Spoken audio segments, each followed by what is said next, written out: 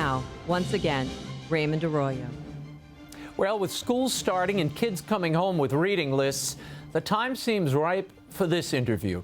She's the Library of Congress's National Ambassador for Young People's Literature, and they couldn't have found a better ambassador. Over the last 14 years, she's distinguished herself writing for children. The recipient of the Newberry Honor and 2 Newberry Medals, sort of the Academy Awards of kids lit. My next guest is the author of Because of Winn-Dixie, The Tale of Despero, The Miraculous Journey of Edward Tulane, and many others. Her work is moving, soulful, and filled with redemption. I spent some time talking to Kate DiCamillo at the National Book Festival here in D.C. We spoke about the source of her fiction, her tips for getting kids to read, and something dear to my heart, the importance of stories.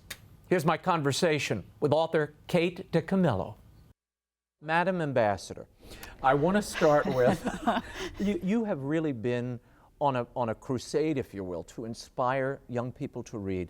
And through your work, you've already done that. I was telling you a little bit ago about my 9-year-old who was in tears at the end of Edward Tulane. Which made me cry, so we were off to a good start. What is it about stories that are necessary for not only children but adults? Necessary for all of us. I think that particularly with kids, but also with adults, it gives you a way, it gives you a language to talk about things that you know instinctually, but you might not have the words for it. Mm-hmm. And you were saying that your daughter told you the whole story. You asked why she was crying. Saga. Yeah, and that's the very thing right there. She's deeply moved, and she can say why, because she has the language of story to say it in. Yeah, it really does give them a compass almost to take on the world and all the things that they will encounter. Well, you're using, I loved, it's a compass, it's a blueprint, it's a map, it's a way to, it's a microscope, it's a telescope. That's what story is. So, Kate DiCamillo, looking at your career. It's amazing. Yeah. I mean, and your body of work. I've been reading a lot of interviews, and you put persistence above talent. You believe that's more important. Why? I remember being in writing groups and having somebody much more talented to the left of me and to the right of me. And I watched them as they proceeded. You need to be able to take rejection after rejection after rejection. And then once you get accepted, you need to be able to take criticism after criticism to make it better. And that's all persistence. And I thought, I can't make myself more talented. I can make myself do the work, and I can make myself not give up. And now I'm sitting here talking to you. Oh, so, please. Yeah. Madam Ambassador, this is my honor, not yours. Talk about your process for a little bit. 2 pages a day, that's all you do. Right, Why not do you much. restrict yourself to just that? When I began, because it was a long time before I began. For almost 10 years. I was in college, a professor said, direct quote, "You have a certain facility with words, you should consider graduate school." And at 20, I thought that he was trying to tell me that I was wildly talented and that I was going to be a rich and famous writer. So I thought, why bother with graduate school, right? Why bother with the graduate school? And so I spent the next decade talking about being a writer, wanting to be a writer, telling people that I was a writer, wearing black turtlenecks, looking disengaged and like disdainful. So you were halfway there. Right. The only thing I wasn't doing was writing, well, you know? Yeah. So, and when I started, I thought, at the time that I started, I was running. I could make myself run 2 miles a day. And I thought, here's this thing that I say matters to me more than anything else. So I'll just say, I'm going to do 2 pages a day. 2 miles a day, 2 pages a day. And you do it every day? No more than that? When I'm in the, no, you know that Hemingway thing about you want to be nice to the you that exists the next day. So if it's a hot day, you stop so that it'll be easier to pick it up the next morning. Yeah. Yeah, no, I've been there. I haven't observed that rule. I come cold that next day, you know. But boy, I got 3 pages the day before. Tell me about the origin stories, if you will, about that. My children and I have been talking about these stories. They cross genres. These characters are very dissimilar from Despero to Edward Tulane. Start with Winn-Dixie, your breakthrough book. Such a beautiful, in some ways painful book.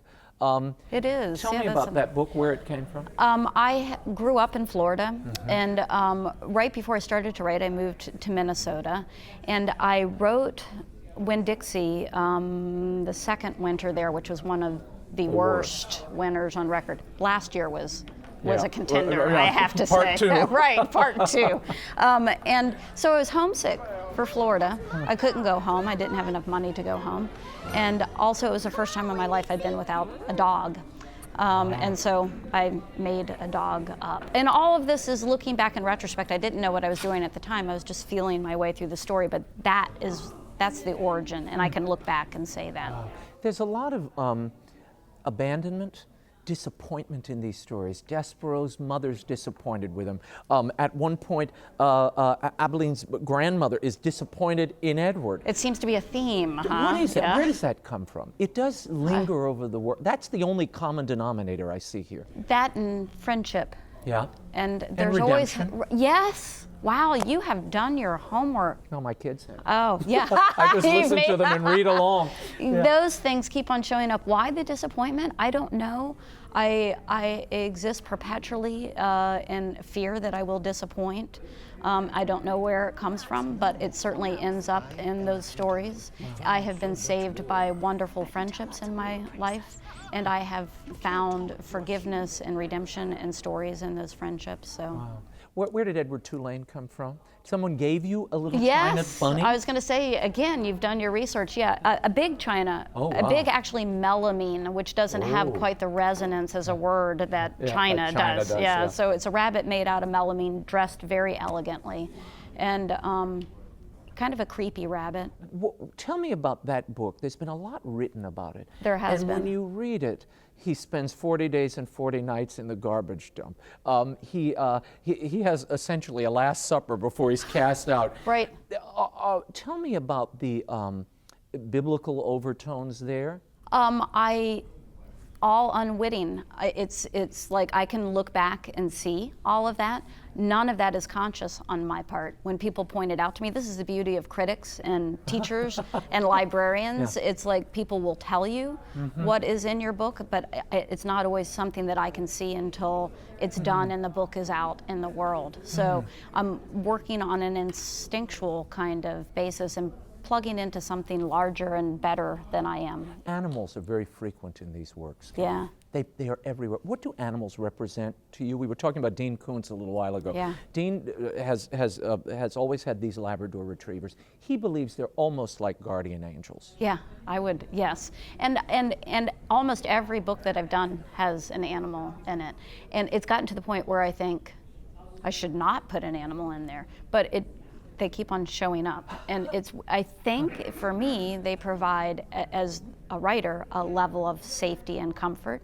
It's what I loved as a child. And I think as readers, we're much more inclined to open our heart to an animal protagonist. We trust more quickly there. Yeah, no, and I know recently you've returned, if you will, to your Mercy Watson roots. Mercy Watson is this lovable pig. Yes. That was part of a picture book series.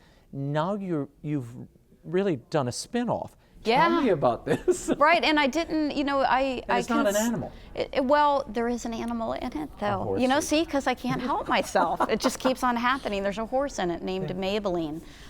So there are all these secondary characters in those Mercy Watson books, and I thought I missed Mercy, and I thought I want to do more, and how can I do more in a different way? So I thought I'll take these secondary characters and tell their stories. So this is Leroy Ninker, a reformed thief. He stole a toaster from the Watson household. A wannabe cowboy. Right, and he also wants to be a cowboy, and he gets a horse that he hopes when he goes to purchase this horse that the horse's name is going to be Tornado. Instead, it is Maybelline. Maybelline. Yeah. Oops. and mayhem ensues. Tell me, when you start a new project, are you still trepidatious? Are you still fearful? Oh, I am fear incarnate right here. This is me. Yeah, I'm always terrified. And I've learned to not wish that away. It's part of the whole thing for me. I don't ever know what's going to happen in a story. It's the wonderful. Outlining. No, it's that Elmer Leonard quote, if I knew what was going to happen, I wouldn't write the story. I write to find out. Wow. And that has a certain element of fear in it, but also self-discovery. So it's just the way it is. That's right? so scary to me. I just finished my first children's book, and it took me years, But I had to outline this thing. I couldn't imagine. But everybody flying works blind. differently. I mean, I have so many friends who write, and there are some people that would never think about doing a novel without outlining first. I can't do it. I've tried, and as soon as I outline it, I don't want to write it. It's dead to you. Yeah, exactly. Isn't So that something? there's no right way. And congratulations on your book. Well, well, read it first. You may not be so congratulatory, but I'll send you a copy. E.B. White had that great line that writing is an act of faith, not an act of grammar. Do you I didn't agree know with that line. I love that. And I love E.B. White, Yeah, so I know. thank you. One of the most beautiful writers. Say it again. Say it. Writing is an act of faith, not an act of grammar. Right. But you need to use the grammar to get to the faith. Right. Does your personal faith ever work its way into the works?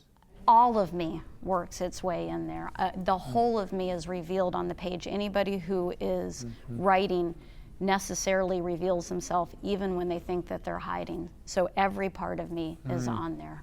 Yes. I'm going to start this new literacy campaign. It's called Rays of Wonder, which kind of aligns nicely with your work. What would be your advice to parents and to the kids themselves about encouraging this lifelong love of reading and reading nourishing works, not just comic books? I've interviewed others who said, oh, if they're reading comic book, that's fine. Let them read anything. Do you agree with that? I say let them start wherever they want to start, and they'll find their way. But as far as, and now I get to put on the ambassadorial, is that an idea, hat, and say, reading together, letting your children see you reading a book for your own pleasure, not making it a task, making it a privilege and a joy and a celebration, and also just a way to engage with each other. Have your child read to you, you read to your child.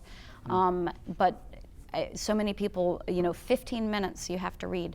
Don't do that. Yeah, why? You get to read. You get to read. It is an absolute privilege, and there is nowhere in this country that you can't go and get a book. We have libraries everywhere. It's available to everybody, and it's a privilege. Kate DiCamillo, this has been a privilege for me and for us. Thank you. Thank and you. Thank you for your work. Beautiful. Thank you. When pressed, these are the books Kate DiCamillo recommends for kids. Wonder, To Kill a Mockingbird, Charlotte's Web, one of my favorites, and I would add her own Miraculous Journey of Edward Tulane. You'll be weeping tears of joy by the end. Kate's latest picture book, Leroy Ninker Saddles Up, is available at bookstores everywhere and online.